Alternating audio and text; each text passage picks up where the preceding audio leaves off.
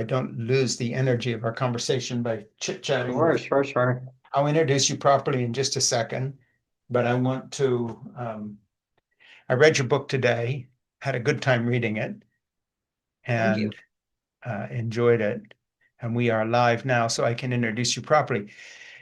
Okay, this is In Conversation with Frank Schaeffer, and I am Frank Schaeffer, and my guest today is Christopher Mannino. And Chris, is it Chris or Christopher when we're just talking? Oh, you can Chris. call me Chris. Okay, Christopher is the author Chris name. is a former theater teacher and an expert in helping parents and kids connect. He has been featured in Parenting Today, Business Insider, Newsweek, and PBS. He is the author of Making It Up, a revolutionary way to bond with kids through play. I've got a copy here to hold up for you. In Conversation with Frank Schaeffer is a podcast. We go live first on YouTube and then it goes everywhere. And I'm asking you to please subscribe right now on YouTube and to In Conversation with Frank Schaeffer on Spotify and Apple Podcasts. And to my Substack, it has to be said commentary page at frankschaeffer.substack.com. You can also follow my new project at thegospelofzip.com, which is available both on YouTube for free, all 8 hours read by me, or you can buy it on Amazon. And you can also support our work by making a tax-deductible donation at georgebailey.org, because the foundation that sponsors all this is a nonprofit. Okay, that was a lot. So you held the book up, I'll hold it up, but I'll do one better than you. Hold on a second, I want to show you something. When I say I read your book, if you look at this, can you see how dog-eared that is? Oh, yes, I see that. That's Okay, great. well, every single one of those represents a note and a page and things I want to talk about, and we're going to get into that in a minute. You talk in the book about the fact that you've been a kind of stay-at-home dad. You're in Malta right now, in the Mediterranean, and I'm in just north of Boston. Your weather's probably warmer than mine. And you were saying you've been there for 6 months. So let's sort of start backwards with that. What took you to Malta and who all is there with you? I'm here with my family, the ones in the book. It's my wife and kids. We had wanted to live around the world. Honestly, that starts at the pandemic. Very clearly, I was working for Business Insider at the time. And as you, I'm sure, remember, everything was, shut Sure. down, trapped. It was, the pandemic. Everybody remembers. And I ended up doing an interview, a piece with this world schooling, a group of multiple people who were world schooling. I'd never even heard of that. Yeah. And these were people who were taking their kids around the world to sort Hmm. of give them a different look at the world, a different type of education.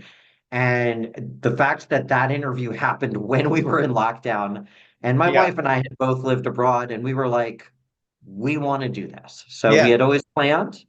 We're going very, very slowly. We're going to be in Malta, and that's our base for a few years. Yeah. We're not going, some people go like a couple weeks in one country, a couple weeks in Sure. another. Sure. I We're get not it. doing that. Hey, But hey, how old are the children now? I was sort of keeping track through the book, but I'm not going to assume that I know. Who they are they are and how old are 6 they? and 9. And they are in school here in Malta, and they are thriving and loving it. And And they what love language are they studying support. in? What's that? Language. What are they, where are they in school? What language are they studying in? Oh, English. Malta speaks English. Yeah, yeah, I know that, but I was just curious whether with some of this international stuff, whether you're doing some language things as well, or is it all English? Because you're of Italian derivation, and I asked you if you speak Italian because I speak a little Italian, and I was going to chit chat with you. But are they doing No, I'm afraid I any? only know English. For the beginning, we would love to get them immersed in some languages later on for the first move, because I mean, that's a pretty big transition. Like Yeah, we sold almost everything we own, moved continents and knew nobody here. yeah, And to be honest, we had never been to Malta until my son and I, just him and I, came to literally select a house as part of the visa process. sure.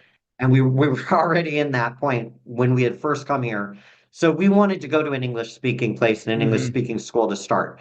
Does Sure. that mean we'll go somewhere not English speaking next? Yeah. Very possibly. Well, one of my kids, and one of my adult children, Francis, is a teaches physics and math at a bilingual high school nearby here, and also runs the robotics and program in Makerspace.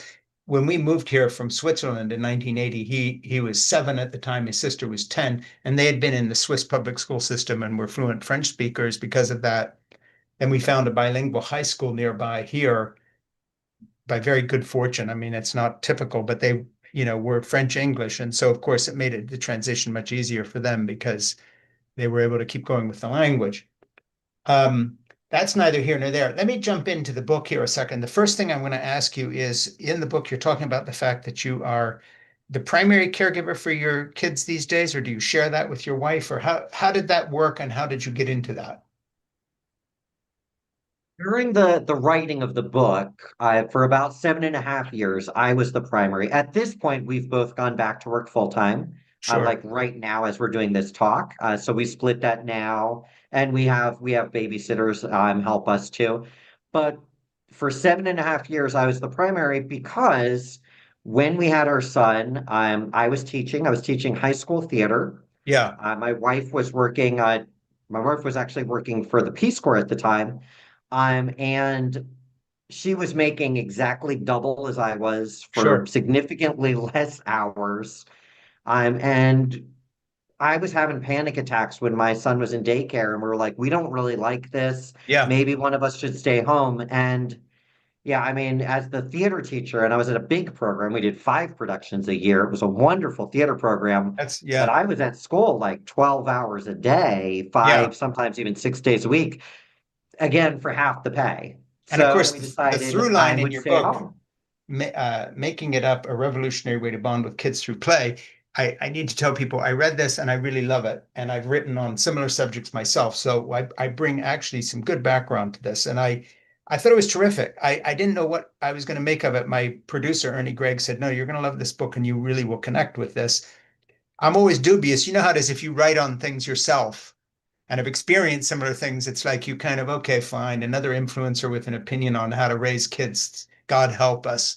But in this case, you really have got something. And one of the things that's really unique about your book is tied in with your experience of teaching theater, in that this sort of improvisational quality to play. Totally. And right away, as soon as you said that, I sat up and started reading every word because I really love that idea and it's something I've experienced. So I'm going to take 3 minutes here and give you a little bit about my background, which I normally wouldn't do in a podcast because this is about your book, but it will make what I say about your book more plausible. And I'm going to say nice things about it. Sure, no worries.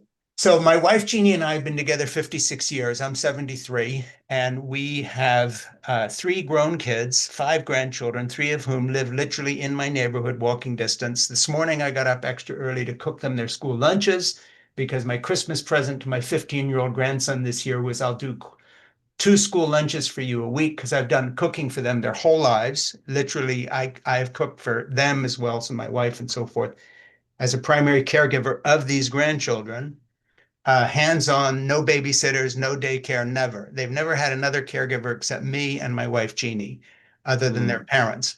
So I spent the morning reading your book and cooking them their school lunch, which was chicken, rice, and gravy with string beans today. They happened to like, I cooked so often for them, they got so used to my cooking as a caregiver that their treat is getting me to cook for them. And they will bring friends here so their grandfather can cook for them.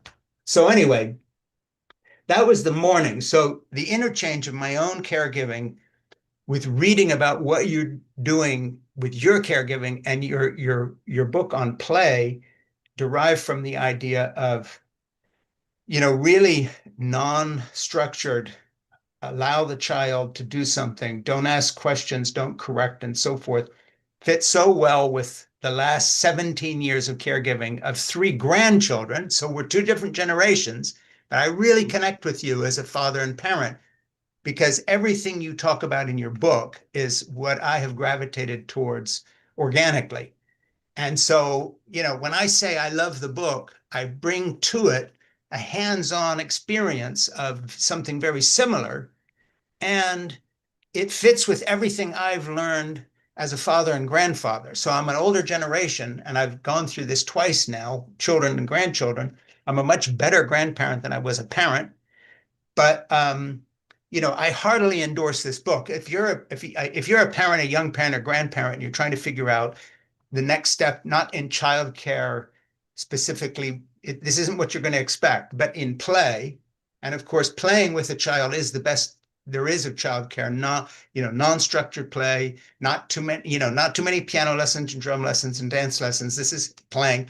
And you set the bar very compassionately low with these sort of 10-minute play sessions, which I love. So that's a long introduction, but I just wanted to congratulate you because this is an incredible book. I think it's Thank you. fantastic. And I don't like how-to books. I Mm, write novels for a living. I'm an author, fiction and nonfiction, and I've kind of tended to gravitate. I don't know how to describe this because how-to isn't the thing. It's a sort of an inspirational look at what the best of parenting can be, and your doorway into this is play. So, okay, that's enough about me and how I read the book. I'm going to just jump right in here and start going into some of my notes, starting from the beginning, and ask you questions because I'd like you to unfold this. So I'm going to read something from page 11 to start. Who parents like that? Who has the energy? Who has the time? Who has the skill? Believe it or not, you do, or you can, at least with some guidance. Let's also talk about the word parent. I use it a lot in this book. This is a parenting book, after all, and yet, as I mentioned, this guidebook will help any caregiver. If you're a grandparent looking to play better with your grandkids, read on. If you're a babysitter or nanny, this book's for you. Early childhood teacher or daycare worker, yep, you too. If you want your interaction with children to be more meaningful and more authentic, I'll show you how. Okay, that's easy to say, but I can say, having read the book, in total today, very early in the morning through to mid-morning, you really do show the way. So um, I'm going to read a couple things here just to give people the idea. And the beginning here is the secret is improv. Improvisational theater, which is unscripted and unrehearsed, is the oldest form of theater. It is arguably one of the oldest forms of communication. So the first thing I want to say that I just really hit home with me was this idea of not structured play or toy-based play. You talk about building a tower with pillows and blankets and books and boxes or whatever you have handy. But play that is stimulated by the imagination of the child, and the adult becomes the facilitator. So now I've talked a lot. Explain that concept so I don't have to just read your whole book out loud to everybody. Unstructured play facilitated by the adult, but reflecting the imagination of the child. I hope I haven't truly, put yeah. words in your mouth. No, no. I mean, and that's from the book, so it's words from my mouth originally, but Yeah, but it's all good. It's that's the whole idea is that kids are naturally doing this. I yeah, use the term bricks all the time in the book, as you read, and the brick is the essential unit in improv. It is an idea. yeah, And so if kids are just naturally full of these bricks and ideas, the hard thing, and I love what you said about this is how you naturally parented and yeah, grandparented. And I think there are people who do, but I also think there are a lot of people, and even the people who do, this will help them go farther. But I think the people who don't is also a big group. There's a lot of people who don't know how to do this. The yeah. actual origin of this book, 3 years ago, I was in a parenting group. We were all Bluey fans, and Bluey is this really popular show. And there was this mother who had just written an article and went off, and she was just really, really angry at the show because it made parenting Hmm. unrealistic. That was her, it made the expectations too high. Nobody can parent like they do in this cartoon show about cartoon dogs. And I was talking to this about with my wife, and she just looks me in the eye and says, A, you're a writer. B, you're a theater guy. You Hmm. recognize that this show is improv based. And C, you need to write this book. You need to Yeah. write a way to teach people how to do this. So to go back to what you said, yeah, you're going to acknowledge and validate these ideas. So many of these kids are having these ideas all the time, and what are we doing in our normal day-to-day Hmm. life is shutting it down. Yeah. We're And also, saying, we've got no, all this no. stuff. I mean, it's sort of like, I used to know how to read a map and get somewhere. And my neighbor, somebody I was going to visit in South Boston, would say, you turn left here and you look for that building, and we're across from the gas station. And now I'm totally dependent on my phone telling me what to do. Yeah. And then, of course, all these kids are looking at screens too, but it's not just the screens, it's a mentality. You know, we need a toy, we need a thing, we need all this stuff. And you bypass that and basically talk about imagination. And there's a lot for me to get to here. When the pandemic struck, my son was suddenly home from preschool. Just dive into that a little bit in terms of the opportunities that afforded you and how that helped you, as it were, imagine what you did here in this book. That I use that example, that first day in the pandemic. I actually come back to that a lot because A, it's such a crystal clear memory. It was a success, but it was also a failure. But Yeah. it was a moment for me to reset. It was a moment for me to reevaluate what mattered. And I Yeah. think that's one good thing from the pandemic, if you can call any of it good, is it really forced a lot of us to sort of look at what was in our lives and Mhm. what mattered. Yeah. Does the 9 to 5 versus time with your kids and things Yeah. like that. I want to go back to something you said a little bit earlier. You said you don't normally like the self-help books. That actually struck home for me because and I'm saying this as a parenting author, I write Yeah. fiction too, but I don't really like most parenting books. Yeah, And I don't so either. I, I don't either. And I they're wasn't not going to say, oh, good. this is the only one I like, but I'll tell you something. It's the only book written for parents that, as an older person, that I've lived now a whole generation of taking care of kids that are now all grown up adults and now doing it again with grandchildren. Um, the more I have learned by experience, the less most parenting books reflect what I know to be true. And what I love Mm, about your book is it actually reflects what I know to be true. I grew up in the Swiss Alps. I had a particular view out of my bedroom window. If you wrote a book describing those mountains and got it wrong, it would great because it's like, hey, I grew up in those mountains. And I felt that way reading the book. I felt that I was reading a description of what I actually know to be true. I don't use the same language you use. You talk about improvisation and bricks, but in terms of how you describe these play experiences, this is what I have been doing for 17 years with these three children. And some of them are a little more formal. We'll listen to a piece of music, but I don't say we're listening to it and then you have to do this and the other. We'll watch something, see if they like that. They'll ask for this. But our play, indoors and outdoors, and also during the pandemic, by the way, followed exactly what you talk about in your 10-minute thing. So let's get into that. Let's just say you were describing that 10 minutes to somebody without the advantage of the book, and they're saying, well, what's it about? How would you describe it? it's about the first step is listening. It's about actively listening and it's about being disengaged from all the distractions. That's Yeah, really important. So you're not yeah, on your phone, the kids are not on their tablet, yeah, there's no screens on, the TV's not on. yeah, That's actually the first most important thing.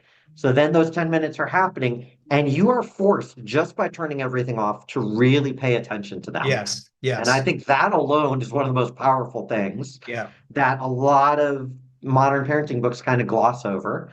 And so you're paying attention to them and then you're saying yes, and as the improv starting to come in, what that's doing is you're accepting their mm, ideas and you're building on them. And yeah, you're creating things together. You're yeah, creating imaginary situations, you're creating playtimes. I don't know what it's going to look like. And I mentioned that a lot in the book too. I don't know what your playtime's going to look like. I don't know what my playtime's going to look like tomorrow yeah, because it's always going to be different. And I love that. I love that on that part of it too, is it's always going to be whatever happens, whatever the kid brings to it. There's yeah, lots of little kind of jumpstart ideas if you need yeah, to, like, oh, try this if nothing's happening, yeah. try this if nothing's happening. But once it starts going, it's going to take a It life of its does. own. One thing I really like about your book, and you didn't put it this way, but one of my big arguments, whether it's about art or literature or music or love or sex or a relationship, is that we lose sight of the intrinsic worth of things, things that don't need explaining because they are intrinsically worthwhile. And Mhm. what I love about your book is it argues for the intrinsic worth of play as a human experience. And you never finish up saying, oh, and by the way, they'll get into a terrific college and earn lots of money if they do this. You don't talk about play as a step, a developmental trick to make them into this consumer. Whereas so Mhm. much parenting stuff is sort of geared towards how to distract a child so you can be on your phone and working. And then they're over in the Yes, corner doing this thing, I've read those books. how to give them art lessons, even though we don't give a shit about art, because if you learn to stimulate that part of your brain, it's going to apply when you go to business school. Sometimes it's not that nakedly utilitarian. But one thing I love about your book is it's about what it's about. And you don't finish the book by saying, and here are the 20 ways it pays off, and your kid's going to, start the new Google. Although, of course, stimulation and a creativity does stimulate the brain. But I love the fact that when you talk about this play and you describe what you've done specifically, that it's like describing an artwork. It's not, we hang this painting on our wall because fill in the blank. We hang this painting on our wall because it's a beautiful painting, period. And we love it. And that's how you describe play. At least that's how it struck me. No, that's 100% right. And you asked about like that first day of the pandemic. Why did I keep going back in that book? And I think in a lot of ways that's sort of where, even though I hadn't been officially writing a book yet or really thinking about it, I think that's where my parenting style solidified in a way. I Yeah, had I had all this experience in theater, I had all this other stuff, but I was sort of just doing it, not thinking about it. And yet these memories with my yeah, son, especially my daughter was just born, but my son and I were making these memories that I still cherish today. We still sing that sure. song from the book years later. Yeah. And it's And like those are which I core love. memories. Yeah, and the thing is, with kids, if it's all about a utilitarian step process, I mean, this is one reason I really love having high school age grandchildren now, because thank God, I mean, from Jeannie and me, and also from the school they're at and so forth, they've picked the idea up that, you don't just read a book so you can pass a test. Mhm. They're picking up books and reading them for pleasure. They've learned this is why reading is important. It isn't because it leads to this other step. And so this whole idea of the intrinsic worth of stuff, I think, your way of playing teaches that to the adult as much to the child, because I think parents who do what you're saying are going to enjoy their children in a new way that they're not going to access unless they do something along the lines that you're describing. I mean, I feel it's a great gift to the adult, as much as to 100% the agree. child. Yeah. The first thing you learn in when you're in any sort of theater program in college, the very Yeah, first thing I remember learning in mine at least was you knew how to do this in childhood, and sure. now we have to relearn it. Everything from Exactly. breathing to playing, you Yeah. have to relearn it because you've been trained out of it as part Yeah. of maturing. Yeah, and of course, there's a lot of artists who have always said that. Matisse used to say that about children, and other artists have said the same thing, and that is that somehow the child, the is an artist. They're born an artist. Not everybody has the same talent, and then all of a sudden they get to a certain age where they're in school comparing to other people, and the teachers are doing what you say not to do, and that Mhm. is, you don't when you say you don't correct, you don't mean that you don't provide some structure in the whole of life, but you allow that to go where it goes.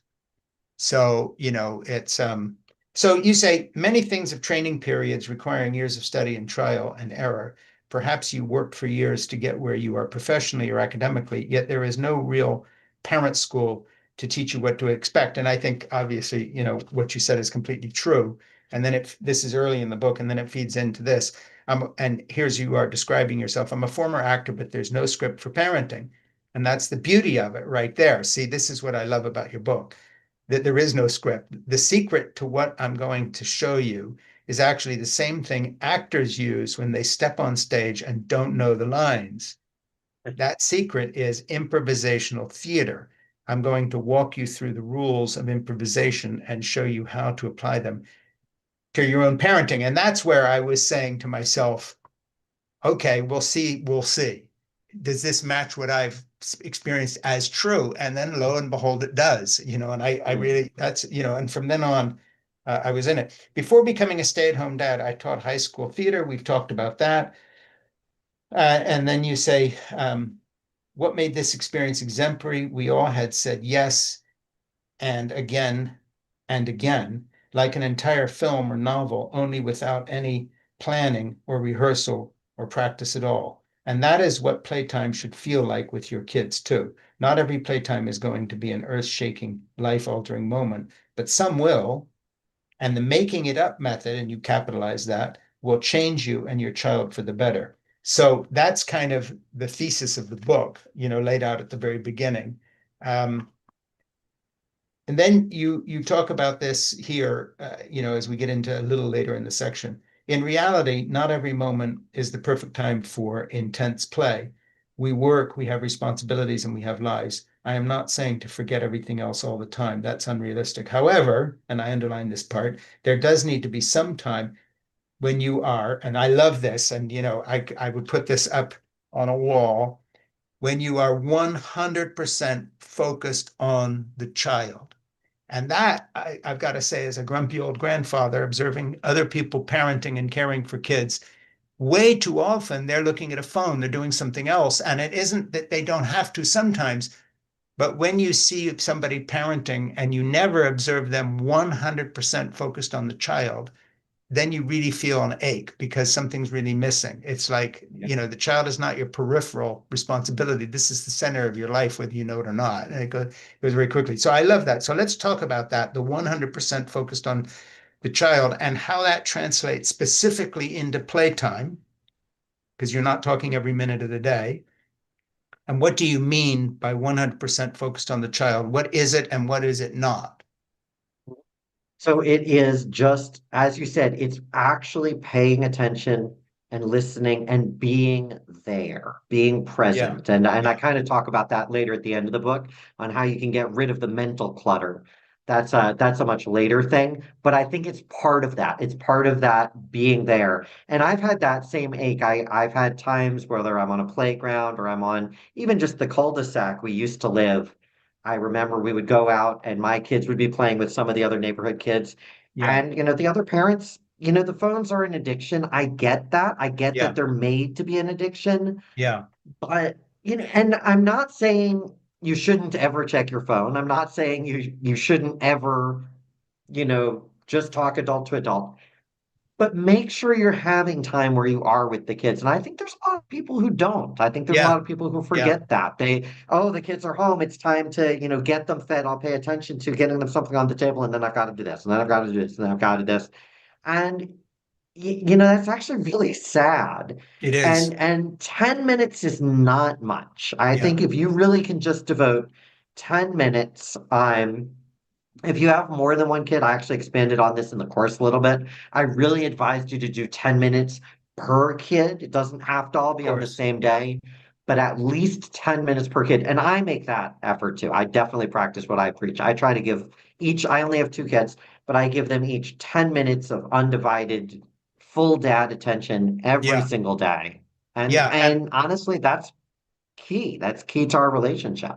yeah, of course it is. And I found that to be completely true. Children don't know they're noticing, but if kids are always, being given something to occupy them so you can do what you really want to do, they know exactly where they rate on the scale. I mean, if Yeah. of course they do. They pick it up from birth. You hand them a screen and then now you're talking to somebody. You do this, you're on the phone talking, so they're doing that. You hand them this, and it's always to distract the kid so you can do something else. And of course, I find the great tragedy from my perspective as a 73-year-old man who's been married forever and has these grandchildren is that if I've learned one thing in life, and this isn't specifically about your parenting method of play, but it is, and that is looking back over my entire life, I don't regret any of the undivided attention I gave my children. All I regret is the distractions. Because in Mm. the final analysis, we gathered our whole family again this Christmas. I looked at Jeannie and she's been wonderful about all this. And I said, here's this family picture of all these people gathered and children, grandchildren, and a grandson who's married and so forth. And they all want to come here. And my granddaughter says, Bah, for my birthday present this year, will you cook dinner for me and my four best friends?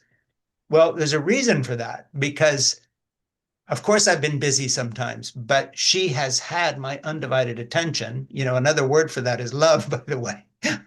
and Yes. and I'm Yes. so saddened for the activity orientation of our culture that Mhm. has no sense of play and so forth. So that's a little bit of a thing. And you say, ready? All right, it's time to play. First, remember our no but rules. No but rules. no interruptions for 10 minutes, but at a time that works for you. Once you find time that works for both you and your kid, colon, no cell phone, no work, no TV, no distractions, 10 minutes, set a timer if necessary. Good. Now let's review the biggest rule of improv, which we introduced in the last chapter. Yes, and. When ideas, also called bricks, are introduced to playtime, they must be accepted, and both adults and kids work together to build a scene. All bricks must be accepted. Say yes to every idea and add your own. Don't hog the bricks. Listen to the kid and add bricks yourself. So then I circled this line, all bricks must be accepted, and I wrote next to it, explain. And I know you sort of do in the book, and you do, but I'm going to ask you to explain that here. First of all, the concept of bricks again, because it's a term you use. Just say again what that means, and then talk about all bricks must be accepted. A brick is an idea. It's kind of like anything. It's a little bit abstract, and that's one of the harder concepts for a lot of people to get. Yeah, So I actually do devote some time to that in the book and in the course, like what is a brick? yeah, But a brick can be anything. So the kid runs into the room, their arms outstretched, I'm flying. That's a brick. They are sure. flying. Kid says, here's your pizza. That's a brick. The pizza is a brick. If you're pretending to be in a restaurant, that's a brick. If you're Yeah, pretending they're a waiter, that's a brick. Every single little idea, whether it's a relationship, a thing, yeah, those are what bricks are. And so when I say accept everything, this goes back to that improv idea. You're taking their ideas and you're validating them, yeah, you're building on them. yeah, And just when you phrase it that way, if you think about what you're doing on a more basic level, I mean, you're taking a child's creativity, yeah, you're acknowledging it, accepting it, validating it, and building on it. yeah, This is so key in our modern world. I mean, this yeah, is so key in just life in general. This is part of why this works so well because you have full undivided attention on the kids. They have yeah, your attention. yeah, That's what they want. They want yeah, that attention. And then they're like, well, here's an idea. Here's this. And you're like, okay, you're flying. I'm going to take that. And, I'm flying too. That's an idea. And then they'll build and then they'll build. yeah, Once it really starts going, I mean, it's amazing. I mean, this is yeah, this is that core memory type of thing. This is that bonding that there really is no substitute for it. And towards one of the things you said about, the shame about the phones and things like that, you look at in the news and stuff, more and more people complaining about middle schoolers wanting phones and things like that. And sure. my oldest is only 9, I'll admit, not a middle school or anything, but he's never wanted a phone. And I can't help but wonder, and I don't know, but I can't help but wonder if part of why he doesn't want a phone is he gets the attention a different way. Yeah, He sure. knows, like, I have a phone, I use a phone, but I also put it away and give him Mhm. my attention 10 minutes a day. Like, is that creating a different, want and a different desire for him? I don't know for sure, but I would wager that's true. Well, and he's experiencing face-to-face eye contact, person-to-person connection that's not about something else. It's about what it is. And I'm going to project way into the future, but I would guess at some point, if he's the sort of person that wants to have a romantic relationship with whomever he does, and whatever his orientation is or whatever it may be, that he's not going to have trouble starting a conversation and looking somebody in the eye and saying something because he's not looking down at this stupid contraction. But also, he's used to someone giving him undivided attention. And the first thing anybody wants from someone who's approaching them for whatever it may be is their undivided attention. Oh, 100%. I mean, I already see that. I mean, he will go on the playground and he will organize kid like Sure. he becomes and he did not used to be like that, but now he is like, we're gonna do this and let's Yeah. do this and it's great. I love it. Yeah. And he's used to him, that's normal. Yep. That's the new normal. So I wrote important next to this. So what did I write important about? Step one, set up a tea party area. You're sort of getting into this before a 10-minute play begins. This is if you're doing a tea party. Step two, listen closely to the kid. Any ideas they give are bricks. Step three, start your sentence with yes and, then add something. yes, and then you add something. Step 4, repeat steps 2 and 3 again and again until you're done. And then here's the bit I've put an asterisk next to it. One quick note of caution. In beginning improv, there's a common error of turning yes into yes and into a no. Make sure you genuinely accept the idea. If the kid says, this ice cream tea is delicious, an adult might be tempted to say, yes, and it's not ice cream. Oh, or you go, oof. They used the word yes and, but they didn't accept the brick. They smashed it. In fact, the response was one giant no. And I'll give you and I want you to talk about that, but I'll give you an example because I'm an artist and that's why I've got all this art on the wall because I paint and my kids have grown up seeing me paint. And the funny thing is, because I have painted professionally and I'm pretty good at it, they would think that I would be telling them how to do it, but it was exactly the opposite. I never once said to a child, that's not what a hand looks like. This is what a thing, in other words, I let them be kids. It was yes, not yes, and then turning into a no. Oh, that's really lovely, but next time, make sure she has 2 legs. That's not how they did. And the fact is, they're all very accomplished with a pen and pencil. But when I look at their work, I let them find their way and did exactly what you talk about in play. And I wasn't, quote, teaching them art. I would just spread huge rolls of paper on the floor in my studio here.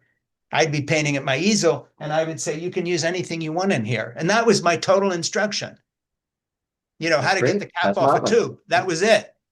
Yeah. So basically, um, that's not your 10-minute playtime, but that's the idea of improv carried into something that could easily become formal instruction that would then scare the kid away because there's their grandfather painting very, real stuff. And now he's telling them how to do it. And by the way, I taught them all to ski exactly the same way. Parents were always amazed because I grew up skiing and, they're all saying, make a, you know, pizza and do the snow plow and everything. And I more or less let the kids find their way down the hill behind me. Mhm. And then and see what they could do. And I always chose slopes that sort of went up a little bit at the end, so there'd be a natural stop, even if they didn't know how. And the fact is, they learned twice as quickly to be proficient and safe as young because I let them find their way. I know I'm rattling on here, but I love so much about your book. So just talk about this thing, this not turning a yes into a no, and give me some examples so people know what you're talking about. Sure. Well, the Tea Party example, that scene you gave is what I consider a training wheels example. Like, so it is not a theater book. And I actually remember discussing, I was pitching the book to the publisher, to Familius, before they accepted it. And that was actually their biggest concern. Is this a theater book? Nobody wants a theater book. And it's not a theater book. It is for any parent, even though it ties into these theater skills, but because these are such different ideas, and there's a lot of people who don't, know them. The Tea Party scenario is a training wheels Sure, scenario. That is sure. that is a really, because most people are familiar with the idea. Like, we set up some sort of tea or coffee party. Yeah, We pretend with the props, and then using that language. This is actually something I did when I was teaching theater with my high schoolers. This, we would spend a good amount of time teaching this, where you just say those words, yes and, so you get used to saying it. And I have seen it so many times with yeah, beginners. That idea is that, so it's like, yes, and this is a rocket. And then the next person is like, yes, and that rocket is actually a water bottle. yeah. No, I hate that. That's just saying no. Yeah, And so I've just seen that so many times that it's really familiar, and it happens. It happens again and again. It happens with parents, it happens with actors. So if this is all, unfamiliar with you, I definitely try to give you the training wheels. I try to give you all the tools. I actually have hmm. a whole separate video course to give you even more support if you need it. And I think some people really do need the extra support, and there's nothing wrong with that. Let me just say, I'm going to say again, reintroduce the book, Making It Up, A Revolutionary Way to Bond with Kids Through Play. You know, you're very much, as I said, on my territory, and in terms of life experience, and I can just say, this is good stuff. If you want some instruction on any of this, whether you're a teacher or a parent or a grandparent, I haven't read a book that deals with this subject that I felt as strongly about ever. So I've heard a lot of opinions, and most of the time I can't finish them because they're so far from what I've seen work. And this is right on the money. So let me just dive into something here. Um, Go big. What does that mean? Mm, It means that's fun. that I want you to throw yourself fully into play as possible. If you're flying to the moon, use your whole body, extend your arms, shake, use different voices. The more you do, the more connection you're creating with your kids. So I just want to add something, and then you correct me if I'm wrong. This is play. Now, not every part of your day with a child is play. So, for instance, I've taught my kids to cook. They're using a razor sharp French cutlery knife, and I'm showing them how to hold their fingers back so they don't cut them off. I'm teaching. This isn't play. This is it. They're learning something. I show them the depth to plant bulbs in my garden. You're talking about play, and what I love about it's a different thing than other stuff. It's Yeah. not the same thing. You're not correcting, and this is a water bottle. You're no, it's a rocket because we're playing now. It's when you're doing playtime, that's all that's the idea. When you're doing playtime, you're not cutting, you're not planting, you're not Right. doing anything else. You're not watching TV. Yep. You are just You're playing. playing. Yeah. And just playing, especially with younger kids, is honestly really, really important to their development. It's important to Yeah. your connection to them. And I think that gets lost for a lot of parents, and it is essential. And it really makes a difference. And one of the But reasons yeah, it you gets don't need to be that big and that crazy and no, all and those not funny just things the rest of the time. not only don't go big, when you're saying go big, but just to distinguish from play from other things, the playtime can evolve from something else. So, for instance, Sure. I've had many times when I'm doing something that's not play, it's something else. Like, okay, we're listening to a piece of music, and that's what we're doing. But out of that comes a game. And then in my head, as if I had read your book, I make the switch and say, hey, this is turning into a playtime. Mhm. So, we were cutting carrots for soup, but now they're soldiers on a cutting board and it's not soup anymore. Where these carrots are something else. And I will roll with that because instinctually, intuitively coming to your thing. So talk a little bit about that. That's not specific to the book. You're talking about setting these playtimes for people that don't think so. But I would just add to that, when you have that mentality and you start getting into that, you can see, it's sort of, there's a pattern on the floor we're building in the barn when Jack and I were rebuilding it during COVID together. Okay, then all of a sudden it's like, and he gets a pencil and I'm saying, it doesn't matter, you can draw on the floor, it's going to be a mess. And then, now he's making a road, Mhm. and this piece of wood we just cut is a truck, and he's playing with that. Once you've trained your mind to Yeah, accept things, to build on them, you have really changed your relationship to a point where you can let that happen. And yeah, honestly, the best moments are not even just some of the natural good times that progress. Those are wonderful. But yeah, there's also the times when you can pivot from a rough moment, because that yeah, happens too. And there's always rough moments in parenting. It's not all sunshine. yeah, But if there's a rough moment, a tantrum or a behavior or a rocky transition, yes, you can throw some sort of play into it. And one of the examples that tends to work the best for me is like things like bedtime or brushing your teeth is yeah, suddenly like some sort of interactive thing. It's like my kids did not want to brush their teeth. yeah, Any kids, but if you can turn that, and they're still doing it and they're still learning it, but if you can turn that into a fun, interactive moment,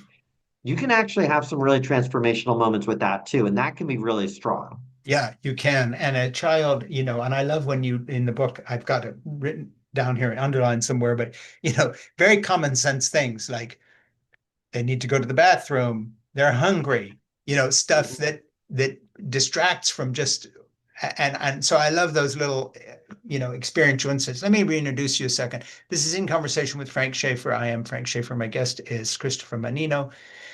And Christopher is a former theater teacher and an expert in helping parents and kids connect. And I want to just say, having read his book and marked it all over the place, he is an expert because I've done all the things he's talking about. I've parented three grown children and 5 grandchildren, and 3 of them live across the street, and I've done the childcare for them along with my wife for the last 17 years. They've never had a babysitter. So I've been in this game for a long time, and everything he says is exactly what I would tell parents. I've discovered often the hard way. So this would have saved me a big step if I had read this 50 years ago. He has been featured in Parenting Today, Business Insider, Newsweek, and PBS. He is the author of Making It Up. This is it, a revolutionary way to bond with kids through play. This is In Conversation with Frank Schaeffer. As I said, please subscribe right now on YouTube and to In Conversation with Frank Schaeffer on Spotify and Apple Podcasts. And to my Substack, it has to be said commentary page at frankschaeffer.substack.com. And you can follow my own new project, which is also about children. It's not the same thing as this book, and it's the love story of my wife and I and our relationship with our dog and our grandchildren. But it actually, weirdly, is the same book. I mean, in a totally different approach, but because our life story affirms what this book is about. Everything that I've found to be true and best is where you can get if you read this book. You can also support our work by making a tax-deductible deduction to georgebailey.org. So I would like to make a little thing here that Ernie, my producer, sent me a note, which is a really good one. He said, consideration for our viewers, pairing Making It Up theme of connection alongside Jean Twange's book, 10 Rules for Raising Children in a High-Tech World, with the Gospel of Zip, that's my book's themes. And Ernie says right after here with 3 exclamation points, smash the algorithms, play, connect. And of course, that's the message of your book and mine. So I want to do something, and this is not as premeditated as it seems because I marked this passage just before we went. But just so that you don't think I'm just making this up of having found the same thing, I want to read you a little section out of the Gospel of Zip, which is on YouTube for anybody that wants to watch it for free. Besides writing books, I sporadically write diary entries. Here's an excerpt from my Lucy diary, January 18, 2014, written in hopes that she'll read it someday and remember how much she was loved. So Lucy was a little girl in what I'm describing here. She's 17 now, and I just cooked her school lunch this morning. Lucy, when you were 5, we'd grab a box of tangerines and troop up to the attic, kick off our shoes, and sprawl on the floor to watch Ellen Grimaud playing the piano. You and I often watched her playing Sergei Rachmaninoff's Piano Concerto No. 2 in C minor, Opus 18, on YouTube, and you were completely absorbed. Okay, so now this was an activity, not a playtime. Remember, I was saying sometimes activities become something else. And this little story here will tell you exactly what I meant. But looking for those moments. In that moment, you and I were unwittingly confirming the most essential human truth of all, our capacity to use our brains as malleable organs over which we can exert some control. We were also discovering something surprising about Grimaud. She kept wolves. We had watched a documentary about the pianist's life that included scenes of her cavorting in the snow with her pack. That led to us reading about wolves, and thereafter they intruded into our games. Okay, so this became an organic part of our games. And Lucy came up with this, by the way. We created a make-believe world where pillows became carcasses. We took turns being the alpha and omega in the pack hierarchy and growled, snarled, and howled over our kills, in quotes. Sometimes we hunted elk, and other times we were the elk being hunted. Sometimes we settled for roadkill, and a pile of blocks became carrion. We crawled into our den with our pups, an assortment of dolls, and several stuffed animals. You defended while I went out to find more meat, to leave for you and the babies in our cave entrance. We bantered about wolf pack social structures on and off for weeks, and so forth. So, we were watching something. This is Gospel of Zep. So we were watching the music because she loved music and she still loves music. And it was a passion for her. She loved watching this pianist. But then we serendipitously saw a documentary on the pianist, Ellen Grimaud, and she kept wolves. And then Lucy began to want to play, it would morph into a playtime where we're wolves and we'd crawl under the bed. That's our den. We would do all this stuff. I love it.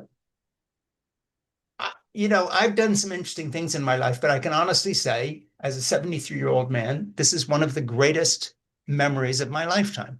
I have never been more alive than when playing a wolf with a 6-year-old. And this wasn't a game like, oh, let's play wolves because we don't have anything else to do. It was her thing. Yeah, that's it. She translated it into a playtime. And to me, everything that's good has happened to me has been like that. That has been, just falling in love with the experience. And it all relates to playing with children and letting them come up with a game that spurs from their imagination. In this case, it was quite specific because she had seen this thing and she was interested in wolves. So I just wanted to share that with you to let you know that, you've been read by someone who really gets what you're saying and appreciates it deeply.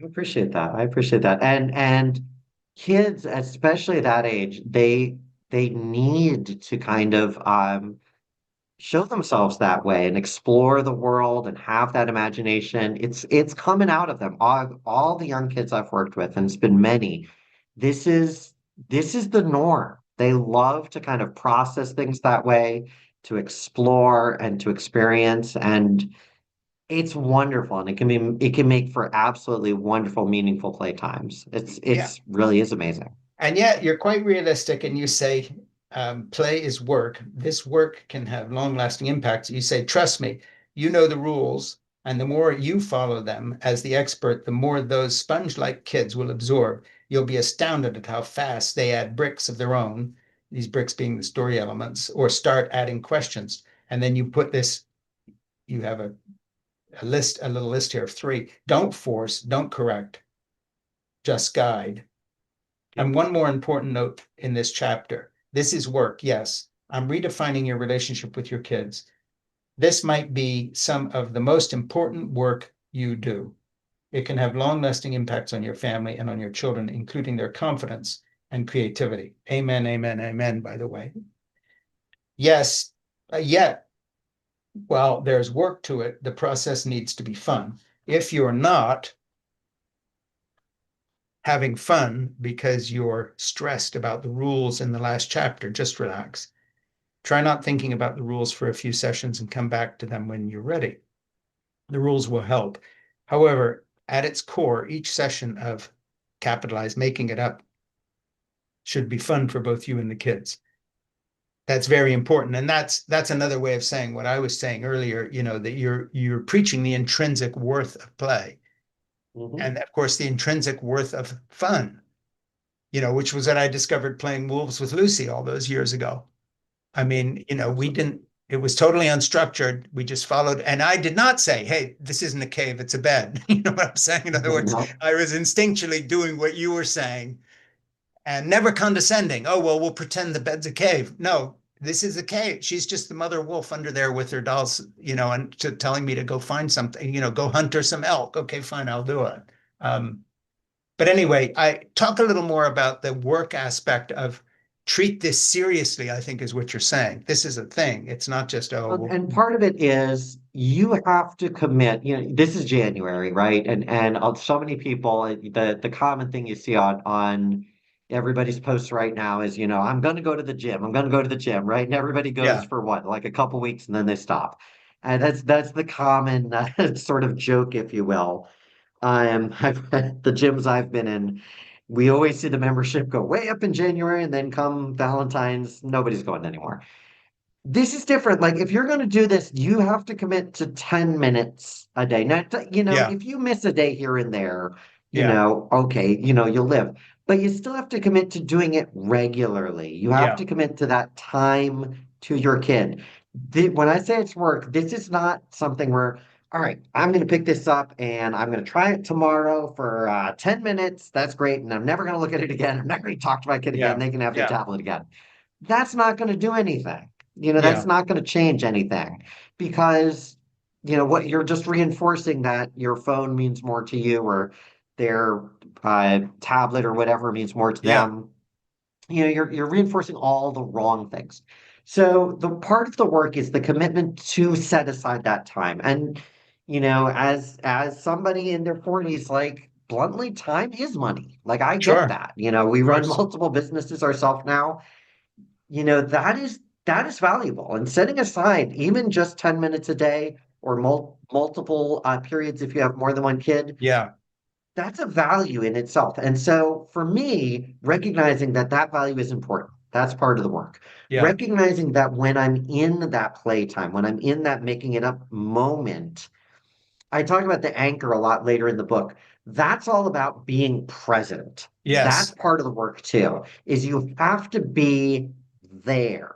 There's so much going on in our world and in everybody's personal life that it's really easy to say, Yeah. all right, I'm playing, I'm going to be doing wolves, and you're kind of maybe you even got on all fours, but in your head, you're thinking about that report you have due tomorrow or that, conversation you just had with your spouse or the thing you just saw in the news or whatever. Yeah.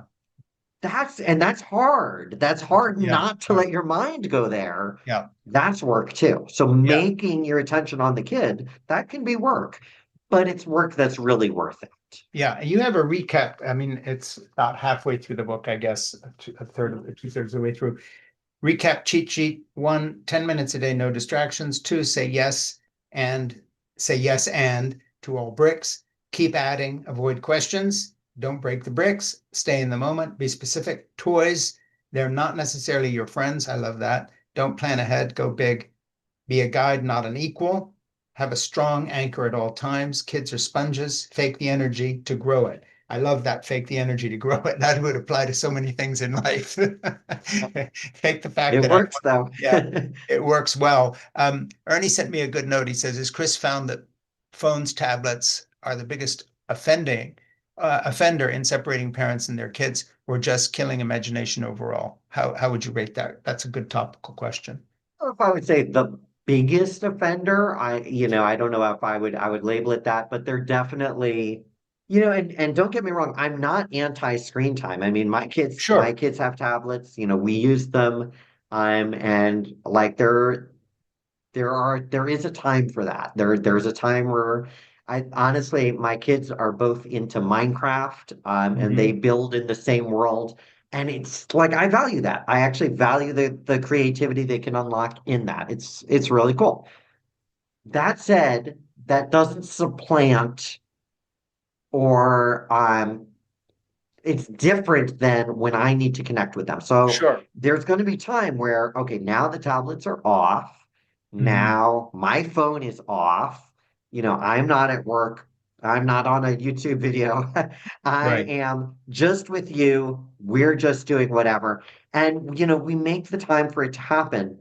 Um, yeah. So I don't know if they're the biggest offender.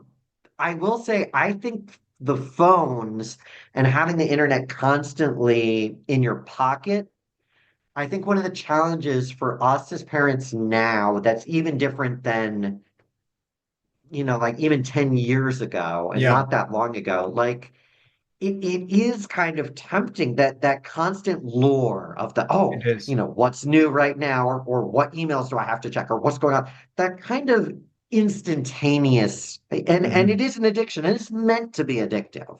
Yeah, of That's what course. the It's been companies designed that want way. you to do, Yeah, absolutely. realistically. Yeah. Yeah. It's And been, so that is it is a problem. It is a challenge yeah. at least. But there are ways to still, put that aside and have fun with your kids, Yeah, and definitely. I think the fun they're having too, again, you're not doing it to teach a lesson, but as they look back, just as they're going to connect better with other people because you paid attention to them and they learned how to do this without being told how to do it because you did it with them. 100%. I think similarly, the stuff with the phone and the tablets. And so I have a kind of a philosophical question to ask you, which comes out of my book, The Gospel of Zip, and where it really interacts with yours. And that is that it seems to me that the context we're living in, where, it's all about the money and the career, there's been a weird juxtaposition where career is sort of positioned as an either or priority, juxtaposed to, say, having children at all, or getting married, or even having a relationship these days. Whether it's, why are you in school? It's not because you're interested, it's because you want to have a career. But then, especially when it comes to childcare, and I just, since I did all the school pickups for my grandchildren, my wife and I would do different things with them, but I happened to do the driving and the pickups. I got to know a lot of the parents who were younger than me, on the playground where we would stand around. And if I heard this once, I literally heard it 1,000 times in the last 17 years. If I had known what it was like to be a mother or father, I would have had children a long time ago, because this the most valid this is either the most validating or the most meaningful thing. People, it's a totally different type of human experience. And so, as a 73-year-old old guy trying to write a book called The Gospel of Zip about my relationship, really it's a message that says, look, I've done these things. I'm a painter and I'm a filmmaker and I've done this stuff, but the one thing that I've done consistently is be a parent and then a grandparent, and I got better at it as the years went, and I learned some things. Here's what I've learned. The biggest thing I've learned is human connection, person to person. All relationships are the only thing in life that is important. Everything else comes second to that. And you have Yeah, written a book about 100% agree with one that. kind of connection. But if I've Mhm. learned anything, if I can say anything to anybody younger or at any point in life, it's don't sacrifice any human connection for career. So there was this young guy I talked to a few months ago who was telling me how he's been in love for 7 years and he lived with this girl in college, but now she has a job in San Francisco and they're trying to figure out whether to break up or not because, he wants to stay in New York. And I literally almost shook him by the shoulders. And I said, look, if you are in love and you found this gift and you're letting where she lives and you live based on career options get in the way of this, you are going to have the most bitter regret imaginable later in life because you don't sacrifice human connection. And I feel the same with parents. When I see them pushing a stroller, the kid's facing forward, they're on the phone. I want to scream at them and hand them your book and just say, stop what you were doing, or you're going to be my age someday saying, what did I do? It went so fast. So I think where you and I really connect, that's not the purpose of your book, where it is the purpose of the Gospel of Zip. That's why I wrote that book. It's not a how-to book specifically, but it's a reason for telling this story with all the faults, all the drawbacks, teen pregnancy, the whole bit. The only really good thing we've ever done is work our life out, and the rest is just a job. So that's just me preaching it. But I think you and I connect on that because it seems to me that you're not sitting there saying, well, how do I fit my kids into my job? You're saying, I have to work because we've got to keep this whole thing going. And you're absolutely right. And I've even played around. I haven't written another nonfiction book. This is my first nonfiction after 30 fictions. But I've already been thinking about, like, if I write another nonfiction book, will it be about that? Will it be about the human connection? Yeah, And especially as we move into the AI age and we're in a yeah, more and more attack, and yeah, it's a crazy time, right? yeah, And connection, and at the same time with social media, it's getting more and more soapboxy and yeah, disconnected. Let's be blunt, like really sure. disconnected. Human connection, I 100% agree. And actual human connection, like actually talking to people, Yeah, is I think more important now than it's ever been with yeah, when you tie in AI and the internet and the soapbox social media stuff and the political divisiveness, and there's so much craziness out there. yeah, Just getting out and talking to people. I mean, we are a social species, and yeah, no matter what the capitalists are trying to sort of divide us up and take all the money, we're still a really social species, and yeah. that's really, really important. And yeah, that's something I would definitely like to explore in a future book, and I completely agree with you on that. Yeah, and one of the things I talk about in the Gospel of Zip, which I now see repeated everywhere, which is this exactly what you're saying. The Surgeon General says the biggest killer is not cancer. Worse than smoking a pack of cigarettes a day is loneliness. Yeah. Well, why are you lonely? Because you haven't made the connections. And then another piece I read the other day in the New York Times, I think actually I've asked Ernie to book this guy and talk to him, was a physician who's written a book on why his parents made it into their late 90s in good health. And his dad died when he was 99, I think, or 98, and his mom's still going. He said it was nothing to do with, correct diet or eating X amount of nuts or yogurt, although, he's not anti taking care of yourself. He says it's the fact that, if my dad went into a restaurant, the first thing he did was start talking to the people at the table next to him. And he came out knowing the Mhm. waitress. And he did that his whole life.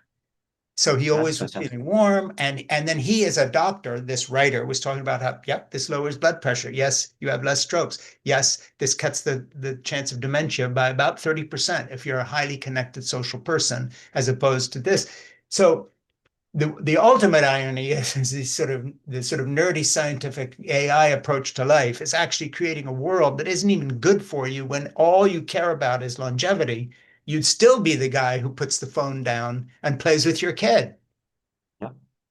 and gets to know Yeah. them. And And ironically, I think a lot of people who struggle with connection to other people would benefit from this too, because starting with Absolutely. your kid is Yeah. natural, is easier, even if it takes a little bit of work for some people. But Yeah. once you're doing that every day, yeah, you take that to other places.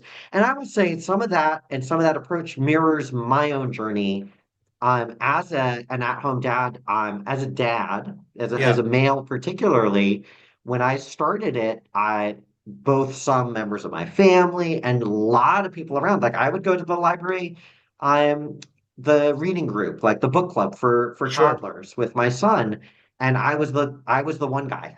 Yeah. And it was all these like 20 moms, and they were like, what is this guy doing here? And Yeah. What's he I want? felt very uncomfortable. I felt very, Yeah. and for a while, I didn't want to talk to people. I felt like a Yeah. very much shell.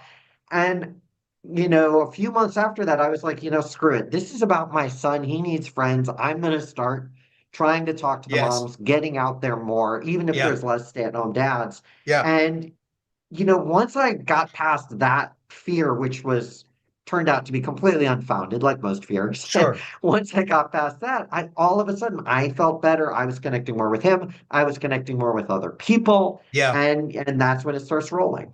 Yeah, absolutely. And it's weird, literally me too, because as the only not only the only guy in the playground, sometimes waiting for the kids to come out of school to drive them home, I'm the old guy. So not only are the mothers looking at me saying, "What's this guy doing?" It's like, "What's this old guy doing here?" Because he doesn't look like a dad, And eventually, we all became such good friends that they, after years of doing this, um, these were all my pals, and so I see them in the supermarket, and it's like, where have you been? Because now my grandchildren are all in a school down the road in high school now. So, well, what happened? We miss you in the thing. So it completely changed. But they had, you had to start feeling comfortable there first. So let me just ask you what you're doing with the book. I didn't look at the pub date or anything. Just give me the facts on this so people can do, and then It is yeah, out right now. This is the yeah, pub date today. yeah, So it is out right now. And it is available everywhere. It's in print, it's in audio, it's in ebook. yeah, I launched a course. I spent 3 months. I am actually kind of glad it's done. yeah. Making a video course that goes with the book. That is also live. That's out.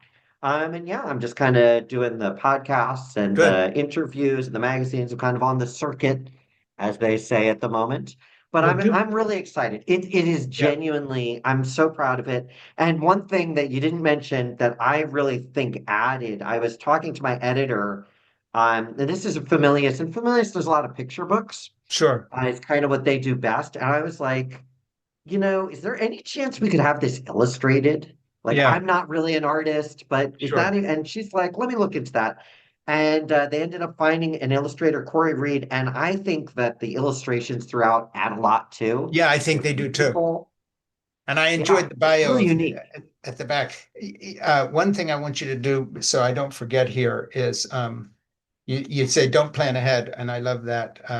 Just conclude here near the end of the book. This rule is essential, but it is also frustrating to many parents. How can your playtimes be perfect when you have no idea what's going to happen? And again, I think that reflects the lack of human connection and spontaneity we have in so many areas because we're always in this utilitarian thing. Well, why are we doing this? And so forth. So I love that. I mean, I really love the book, and I'm very fond of you by extension in the sense that, yeah, this is a guy I really like. I hope people sign up to do this. So do two things here. I'm going to sign off in a second. Stick around and talk to my producer Ernie for two reasons. First, we want to make sure to link to everything you're doing so we can promote your video, we can promote the book intelligently. Secondly, if you have anybody else we want to talk to, some idea of another guest who's sort of you work with or you've done something with that maybe we don't know about, please pass those suggestions on to Ernie when you talk to him. So we want to connect with your stuff as thoroughly as possible, promote what you're doing, and then talk to anybody that you want to reference, send us to saying, look, here's someone who's can be on a different subject, whatever. So if you would be able to do that. Sounds good. And please accept my gratitude for the book. It was a great read. I really enjoyed it. And I so loved it. And I so appreciate seeing that what I've kind of serendipitously stumbled into along the way, you've come to and turned into project. People can really do this. Thank you. I really appreciate that. I really appreciate your support and all you said about it. I mean, it is a passion of love. And as somebody who writes fiction and nonfiction, this was my first dip into nonfiction, and there's a lot of me and the Yeah, kids, and it felt weird.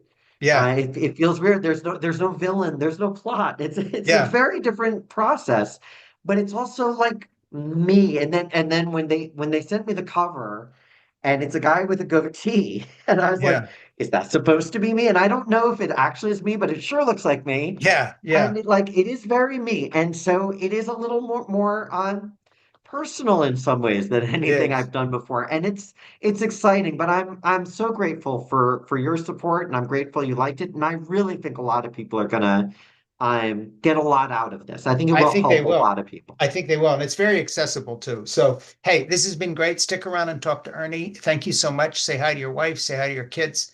Enjoy Will Malta. do. And I'm a little jealous because I'm freezing right now up here, but you picked a good spot. Talk later. We'll keep up